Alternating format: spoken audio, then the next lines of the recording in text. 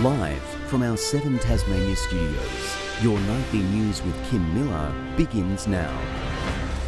Good evening, everyone. First tonight, a whistleblower has described what she calls the toxic culture inside the Ashley Youth Detention Centre.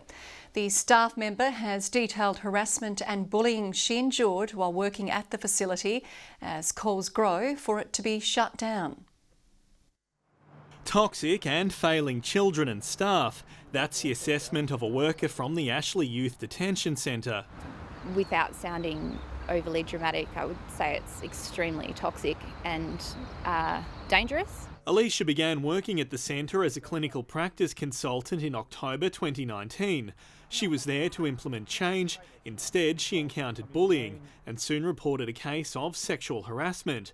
Over the next 6 months, she had to work in close proximity to the person. I spent that entire 6-month period feeling really anxious and on edge, I suppose, and very uncomfortable, not knowing where things were at or what he was aware of. Alicia believes the site is not rehabilitating those there. She wants to see it closed. As soon as possible, it keeps me up at night thinking about the kids that are there and the practices that are in place. Her story was raised in the Nurse podcast earlier today, renewing calls from others for the centre to be shut down. What we are proposing is that you close Ashley because you care about the wellbeing of young people, and you construct 2 therapeutic facilities, north and south. In a statement, Communities Tasmania said matters raised by employees are always taken seriously and investigated. Any matter that's raised like that and across the public sector is concerning.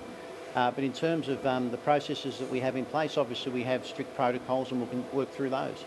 Both the Liberals and Labor are standing by the centre, although Rebecca White says a review into Parliament's workplace culture should be expanded. Because it's quite obvious right across the public sector there are occasions of harassment, bullying, intimidation and sexism, which is creating a really poor workplace culture. Sean McComish, 7 Tasmania News. And if you or anyone you know needs help or these stories have caused distress, you can contact the Sexual Assault Support Service on 1800 697 877. To the campaign trail now, and the Liberals have announced an environment policy just days out from the election. If re-elected, the party says it will spend $3 million on processing old tyres to be used in road materials. What we're announcing today is that we'll invest in the capability to provide that crumbed product here in Tasmania, and we will start introducing that into our road resurfacing program in 2022. The party also recommitted to reducing organic land waste by 50%. Meanwhile, Labor says it will spend $5 million on supporting volunteer ambulance officers. It's again promising to bolster the organisation's ranks if backed by voters. Our ambition is to recruit as many as 510 new ambulance office volunteers to support the work of our hard-working paramedics and support our communities to have access to the healthcare that they need. Labor claims up to 150 volunteers have resigned in the past 2 years. Anti-forestry protesters have stopped work at Hobart Wharf this morning, allegedly locking themselves onto an export ship and staging a kayak blockade. Demonstrators from the Grassroots Action Network Tasmania say the Tar-An vessel was carrying Tasmanian native forest timber bound for Malaysia. We need to move to a sustainable industry with sustainable jobs and sustainable practices. This means creating a high-end product-based industry that creates a product in Tasmania and sells it elsewhere. Tasmanians should be able to go about their lawful occupation without being hindered or having their workplace locked up. The 3 protesters have been charged with trespass and bailed. As traffic continues to clog the state's roads, new bus shelters could be the answer to incentivising public transport. Designs are pouring in from around the world for a new Hobart City Council initiative to rethink the standard shelter.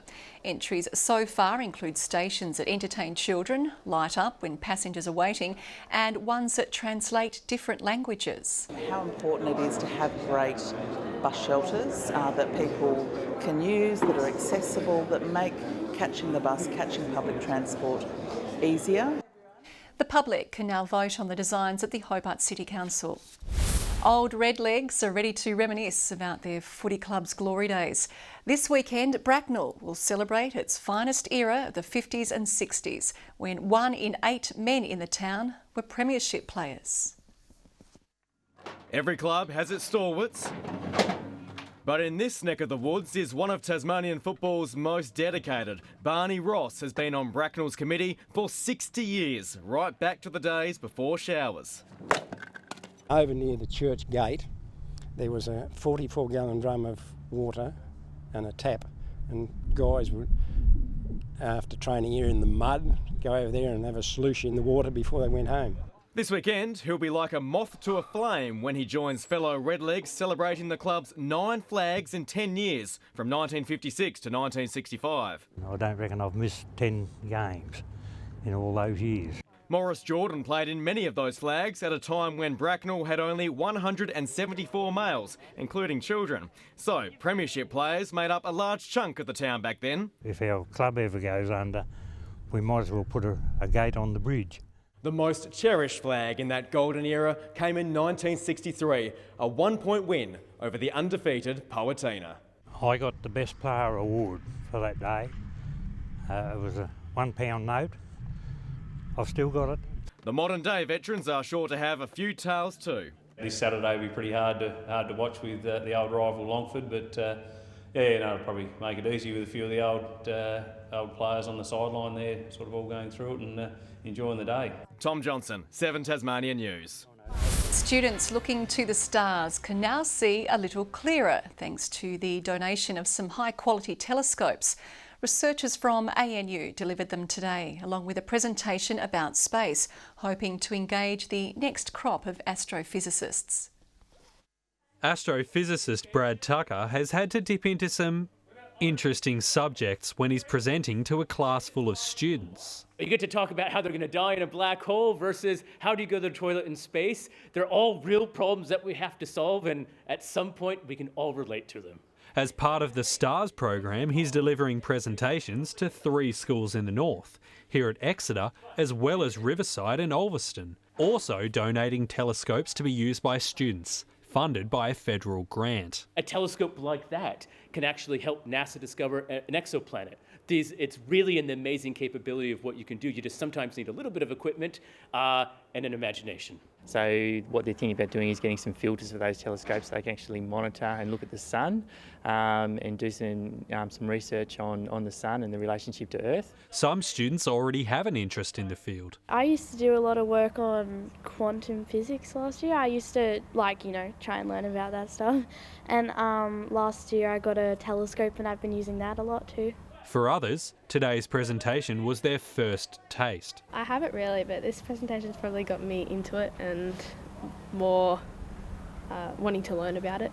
The end goal? Funneling more students into STEM careers. I think it's amazing because sometimes you just don't have access to that facility, and that's what we're trying to bridge the gap of. Not only inspire them, but allow them to continue to do that amazing work. Josh Duggan, 7 Tasmania News. Deep inside Tasmania's iconic museum, an urban jungle has sprouted, aiming to inspire the next generation of art lovers. The new children's play area is the largest redevelopment at TMAG for almost a decade, paying homage to the state's pristine wilderness. Around every corner, a new surprise. There's tunnels, slides and even ancient history. A playground of a different kind inside the Tasmanian Museum and Art Gallery. It's a pretty special thing to see kids in here enjoying it, and I imagine that if I was a kid again, I had a great time in here even as an adult. So It's the largest development at TMAG since 2013, for children up to 7 years old to play, interact and learn. With a Tasmanian theme, artists have been working away for 50 days painting these murals. Shipstones Bluff, Cockle Creek, the overland track, and so I sort of create a bit of a montage, I guess, so it's almost like a stroll around Tasmania on the walls. Designed to help children feel at home in the space, ready to explore more museums in the future. If we have children engaging at a very young age with the museum, it sets up a lifelong interest in what museums and galleries can provide. The play equipment even put to the test by its creators. I've been down the slide. It terrified me, but luckily we've test run on it with some 6-year-olds, and they adored it. The Around Here exhibition opens to the public tomorrow. Michelle Wisby, 7 Tasmania News. Lauderdale says its showing against North Launceston was unacceptable and embarrassing. The Southern Bombers were down 13 goals to none at half-time, leading coach Dan Willing to zero in. We just feel like we've just got no connection when we go forward at the moment. On top of that, in the first half, our post-clearance stuff was really poor. We weren't able to win next possession after clearance, and then when we turned the ball over post-clearance, we just didn't put any pressure on them. Meanwhile, Glenorchy will be without Harrison Gunther, who is in North Melbourne's VFL team tonight. While this week's rival Launceston still rates the Magpies list as among the best in the TSL, despite the side coming into their clash off a loss. They've got their older injured guys from the past back on the park, and they're playing well. He played on Ugal Hagan a few weeks ago, Majak Dor before that, so they really like what they see in Harrison, and in this next little stretch we're really supporting his opportunity to play on some top-notch players and really put his name up there. Launceston will welcome back Miller Hodge from concussion. A Northern Derby headlines this weekend's Tasmanian Netball League fixture. It's the first meeting between the Northern Hawks and Cavaliers since the 2020 Grand Final, with both sides on the hunt for this title again this year. Hawks will have the added bonus of former Cavs and Kingston player Izzy Maskell joining their side this week. 2 Launceston teams, top of the ladder, and also Grand Final rematch. So it's going to bring a lot of atmosphere to the game. In other fixtures, Kingston and Corunna face off at the Silverdome, while the same venue will see Arrows and Cripps do battle. Good evening. Campania recorded 22 today to be our warmest. Hobart 21, Launceston 19, Burnie 17 and Devonport 18 degrees. Temperatures close to or slightly above average today. St Helens and Ouse 20, Friendly Beaches and Grove 19, Low Head and the Islands 17 and Strawn a top of 16 degrees. Cloudy conditions over the west, along with some patchy cloud that drifted over the remainder of the state. More patchy cloud over the eastern seaboard of the nation. A frontal band is over southwest WA. Most of the country, though, free of cloud. Tomorrow, the high, now over the Tasman, extends a ridge over eastern Australia, while directing a northerly airstream our way. The cold front still a fair way back there to the west. Winds northeast to northwesterly at 5 to 15 knots, increasing to 15 to 25 knots in the afternoon. Swells in southern waters to 3 metres. Hobart for Friday. Fine, bit of cloud about, clearing later, 20 the top, 21 the high for Huonville and Campania. Launceston, 19 tomorrow, morning fog, maybe a shower later, possible shower for Devonport as well, 18 the top and 17 for Georgetown. Burnie, a high of 17, a cloudy day, partly cloudy for Strawn, 19 the top, and Wynyard 18 degrees. St Helens tomorrow looking for 19 and partly cloudy, Swansea 20 and 19 for Port Arthur. On Saturday, morning fog, then finer, mostly sunny, partly cloudy though through Bass Strait. Mainly fine on Sunday before a shower develops over the west and north in the late afternoon. And on Monday looks like a shower for all of us as southerly winds develop. An early storm in Perth tomorrow, sunny weather for Adelaide and Melbourne, still that smoke haze over Sydney, 24 there, and a showery day for Brisbane. Bit of cloud about, 17 in Hobart at the moment, 13 in Launceston, mostly clear in Devonport, and 14 degrees. And Kim, due to my busy lifestyle, I took advantage of the ability to vote early today. And I've got to say the electoral staff were just fantastic. In fact, it was so good, I might go back and vote again tomorrow. As you always say, vote early and vote often. You can't, just once. That's all we have time for tonight. Thanks for your company this evening. Good night.